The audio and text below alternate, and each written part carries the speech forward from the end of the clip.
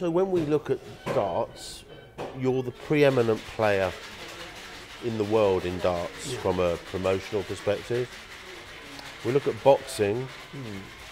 With your move into the United States, with Matchroom's move into the United States, I mean, there's a very strong case to say that Matchroom is now the biggest player in the world in boxing. Would you agree with that? I think we are certainly the biggest player in the world, in Europe, and I think we have the potential and the resource to develop a similar blueprint of how we've exploited the sport of boxing commercially into America. Now, America's a different market, it's a tough market.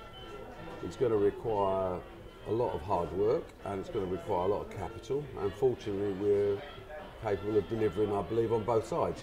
But it's not to be considered an easy market. America's the toughest market in the world to crack, and it will be fascinating to see the Matchroom team develop through their new offices in New York in the new year, and some of the plans they already have are very exciting, and we'll wait and see. But let's not kid ourselves, you know, we're up against Bob Arum, you're up against Oscar De La Hoya's Golden Boy.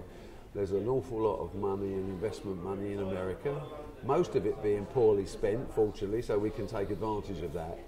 But we need to globalise our own fighters, because Britain's in a dominant state in the world of boxing at the moment. And we need to also add some sizable names to our roster of fighters from America. We started with signing Danny Jacobs, who's a great fighter.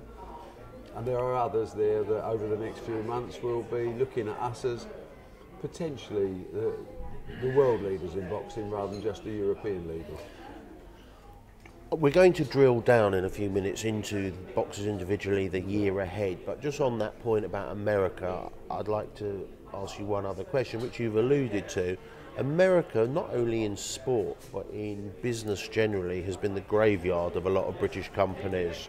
How do you guard against that? Is that just because of your acumen, your team? I don't think you can ever guard against it completely, because then you'd be complacent. I think we're all starting as an adventure.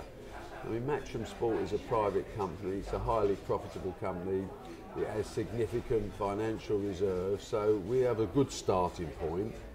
But at the same time, we do run our business as a proper business, so we will be evaluating every move we make, as we do. We don't rush into things. And I would think our American venture will probably, although with Danny Jacobs, I think he's scheduled to fight April 28th. Beyond that, our next fight after that may not be till August, until we've really understood the marketplace and realised where we're going to be and who we're going to be working with. We need to build a proper team, but we need to build it in the ethos of Matchroom Sport, which is different to any other company. You know, we're talking about young, creative people with the ability to work very long hours and to get the job done.